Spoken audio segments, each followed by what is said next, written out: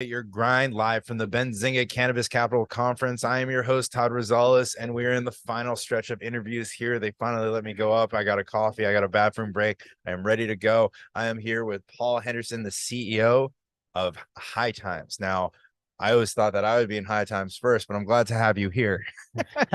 Thank you very much. Pleasure to be It here. is one of the most notable brands in cannabis, one of the biggest publications of all time. It is truly nostalgia in this industry, man. How does it feel to be the helm of this brand? It's quite insane. I mean, I've been in the industry about 7 years now, had a couple of different iterations, and honestly, it's kind of surreal. Like I wake up every once in a while and be like, I'm this, I run High Times. It's stupid. Like you got to pinch yourself, Yeah, and it's the most fun thing is traveling around the world and meeting people that have their own personal story with yeah, High Times. The magazine, it was under my bed in boarding school in Panama. Like you wouldn't believe the stories that I hear. I'm And it's sure. just so much fun to like listen to all that from the general public, especially now as the industry is exploding.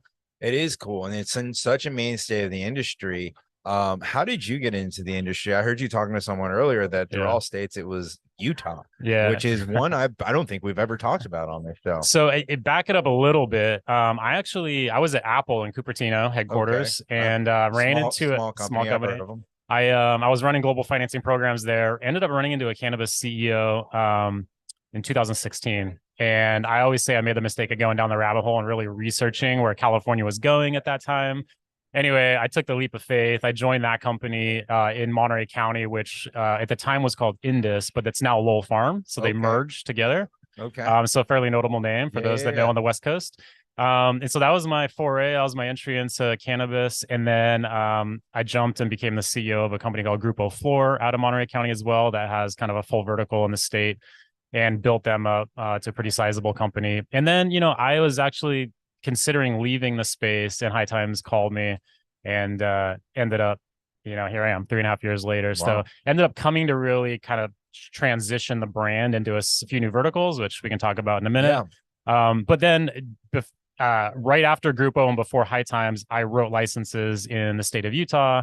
I had spent some time there. I lived there. I knew the market a little bit. Partnered up with Bijan Sakaki, my partner there, and won applications. We won 2 of the 15 retail stores, and we have one of the cultivation sites. And so we have a nice little vertical. It's an amazing market, and it's on autopilot. Bijan does all the heavy lifting and work. And, I get to go places like this and send him leads to, payment processing and all sorts of other stuff. But yeah, incredible market. So you're we can say you're vaguely familiar with the cannabis supply chain, huh? Yeah, I've been around the block for a minute. Very cool, man. It's interesting to see where High Times is going now because, it was this iconic magazine for so long, but it's not just so cannabis has come to fruition. So there are a ton of other media Yep. companies popping up around cannabis, and they have the advantage of kind of being born on the internet. You Yep. have these mainstay magazines where all of a sudden we're at a point in time, and I don't mean to say this disrespectfully, we're like, the magazine is relatively inexistent anymore. Yeah. You don't go into a gas station and see a whole aisle of a newsstand anymore. You don't. Correct. Borders Books does not even exist where I used to buy my Yep. magazines, right? And I think I still get GQ sent to my house just because I don't understand how to cancel that subscription. So it just shows up once a month. Yeah. But you guys have really kind of expanded out beyond to make sure that you keep in touch with that roots. And one of the cool things is I was actually driving about a year ago from Sacramento through Oakland. I was flying out of the Oakland airport. Yeah. And all of a sudden I'm making the exit to go to the Oakland airport, and there's this big red building that catches my eye. Yeah. And I, luckily for one of the first times in my life, was not running late for my flight. And I into the parking lot, and I had to take it out. And it was such a beautiful store there. Thank So you you. guys are pivoting beyond just media, Yeah. events, and actual plant touching business. That's Yeah. really, really cool, man. Tell Yeah. me a little bit about the expansion of High Times beyond just the pages of the Yeah. magazine. Yeah. So first of all, we still print the magazine. We've talked about killing it over the years, but there's this cult following where it's just like So we hard. have to keep doing it. So I don't know what the future holds, but at least for now, we're rocking with that. But online is massive. I mean, we have a couple of different properties, online properties, hightimes.com being obviously the main one, but lots of traffic. That was registered in 95 before Google existed, like that, is the foresight of the management that was running High Times at the time, right? And so that's been amazing. And then, we're just using the eyeballs and the attention of the media to really now transition, right? So now, as you mentioned, the store in Oakland, We have 8 stores now in California. And with the recent acquisition of Moxie in the California market, we picked up indoor cultivation and manufacturing. So we're now making High Times branded products that can really only be found in our stores right now in California. And then obviously making the Moxie products. And right now, the name of the game is we're making as many of our own products to put on our own shelves as possible and trying to, play the margin game in California. A lot of people, as you probably know, have exited California. They're scared as shit of it. And it's like, and like we, I don't know, to us, it's the biggest market. It's our backyard. We kind of understand it. We're doing fine. We're doing well. It's not as bad as a lot of people make it sounded out to be. But there's that. And then the fourth thing is licensing, which we're gonna talk about in a minute. But let me ask you a question. Do you feel like an added pressure to the menus that you curate your stores because of the name of the building, right? It was been the trusted name in cannabis for so long, and that's where people found everything. That's where they found seeds, where they found cuts, where they found they were able to connect with each other. And because you have this historic nostalgic brand, do you feel that extra need to like truly curate your menu? And then even now the products that you're putting out, like the QC's got to be ridiculous on so it. We talk about it actually a lot, and it is exactly what you mentioned.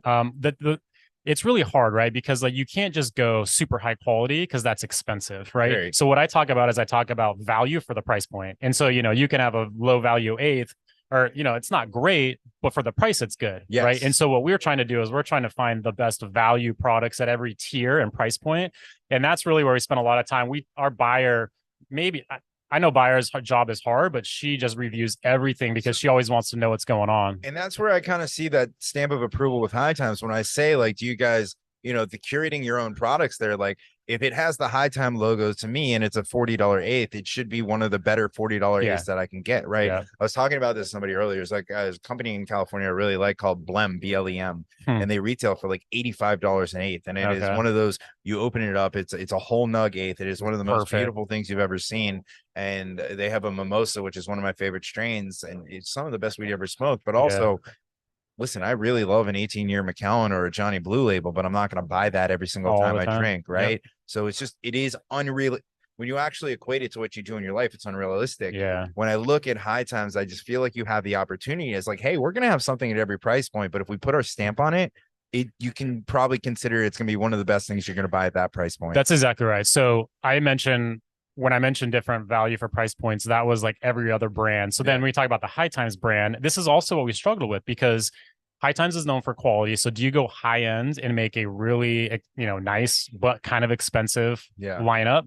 Or do you go value because it's for the masses and you want everybody to experience it, but it's good flower for the price point? Well, we ended up doing both. So we have a red line and a black line. So the black line is like indoor solventless type stuff, which is a little more expensive, although less expensive than maybe some of the other top tier stuff. And then we have a value line that's kind of outdoor greenhouse grown, but we've gone through multiple supply partners, finding really the right genetics, the right growers, the right conditions to make sure that is a product that when people open it, it's like, hey, this is amazing value for the money. Which is a challenge in California because it is so abundant. And I will tell you, the growers that you use for some time, all of a sudden they've been reliable, and then they're not reliable. And it's, you have to, in California, in my experience, you have to be ready to pivot at every moment. Well, a perfect example was we had all our genetics selected. We had a farm in Santa Barbara plant for the full term outdoor season to have product for all of 2023. And they harvested and everything popped for heavy metals. And that was it. We had to pivot. We had to go find a new partner. We had all that planning and everything thrown out the window. So there you go. been down those roads before, man. So tell me about the licensing play here. I mean, it is a great name. And, coming from a business that licensed the brand, I understand the opportunity there. And I can just see what I love about it is the more and more that you see High Times as part of the pop culture and as more as modern pop culture, I think that gets more people to share their stories because they see it on a skateboard or on a product, or like maybe it's in PacSun. And I don't know if that's a direction that you're going, but they tend to lean that way. A father's with his teenage son and PacSun, to see a High Times shirt and he just kind of laughs and tells his son a story. I see that as the way to normalize the stigma around cannabis, especially within families and relationships like that. This is absolutely right. So licensing is really like 3 verticals, I would call it. So you got the THC brand. So we're out there licensing the brand. It's live in states like Massachusetts, Michigan, Florida, Nevada, and many more states to come with new partners this year. And then we're doing retail storefronts, as you mentioned, here in Florida. HT Medical is a partnership with Red, White, and Bloom. And then the third vertical is like everything else. So we've done multiple deals with a streetwear brand in Japan called Waka Maria. They do amazing high-end like clothing. Love them. We went to the licensing show in Vegas and came out with a bunch of deals, but it's skateboards, jewelry, cookbooks, clothing, glassware, pizza. I mean, everything crazy stuff. But it was funny as we were at that show and people came up, they were like, hey, I run this business and the best-selling product that I have is when I put a weed leaf on it. And we were like, oh, that's interesting. So they're like, I would love to see what we could do with your name, specifically High Times, on the products. And things have been just going like gangbusters with that. So it's get the brand out there, get it in front of people, the eyeballs. We did a clothing deal that ended up in Urban Outfitters, not Pac Sunya, but probably because they do have some of that. But Zoomies was one we got into in all 800 stores across the country. You were, absolutely. You're right. It's exactly where we're going. It's more mainstream. People are, some of the retailers that are a little edgier, right? More forward thinking, they'll pick you up. And I think it does bridge the gap in the generations. But that's what I want to see. I want to see, when we did the brand Heisman, when I was part of that, one of the things that we wanted to do is we want to kind of make it this, if you know, and we think Cookies is a brand that has done that well. And you guys have that same brand recognition and view as Cookies, right? When people see High Times, they immediately know what it is. Now, you guys are a little bit more out there where it's not, if you know, some people out of there don't know, but to have, it's a very distinct logo. It's there. And when it is amongst regular clothes, when it's amongst Hurley and Billabong and all that other stuff, it makes it more normal and it makes it part of the conversation. So, absolutely, anybody who looks and says like, oh, I can't believe they're selling out, I see this as the complete opposite. I see this as you guys, you were always kind of that public face of weed. And now if you're taking the next step of going into the mainstream where some of the rest of us can't, you're leading that charge to allow other brands, because let's be honest, how many brands have an apparel component of it and it's good stuff? It's leading the charge to the other brands to follow you into that space. And I love seeing you guys pioneer that.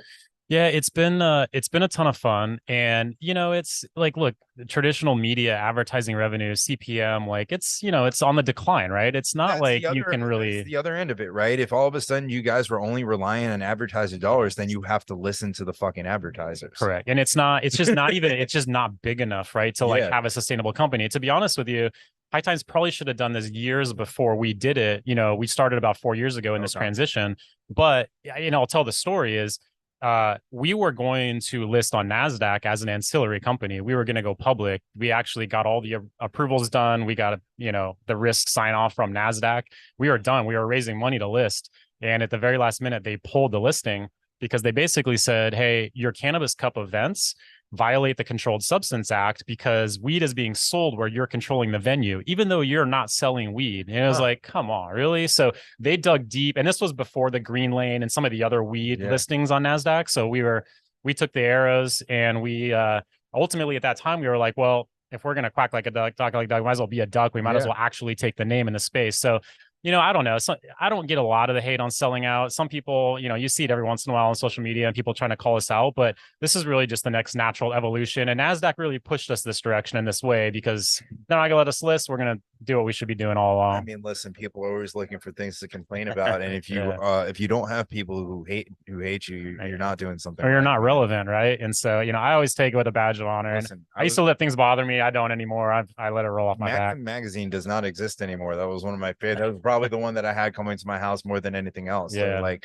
High Times to me was always this kind of rebel public facing piece of the industry. And now if you guys are putting that logo in more public places, you're still doing what you were doing at the core of the business. It's just not a physical magazine anymore. And I think I'm glad that you guys still put it out there because I think nostalgia is going to come back around and there's going to be some kind of value in that.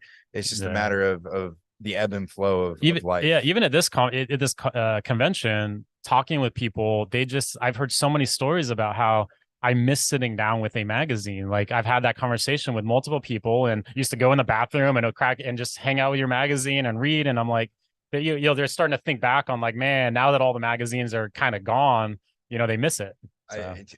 I think a really cool thing for you guys to do would be to do a series of rolling trays that are made out of your covers, because I can't tell you how many people I know have probably used a High Time magazine as we a have rolling it. tray. We have that already. Beautiful. Hey, I'll see if I can find a photo in a minute, but yeah, we absolutely do that. In fact, the new packaging for our brand and products is little magazine covers. That's all really over. Cool, so man.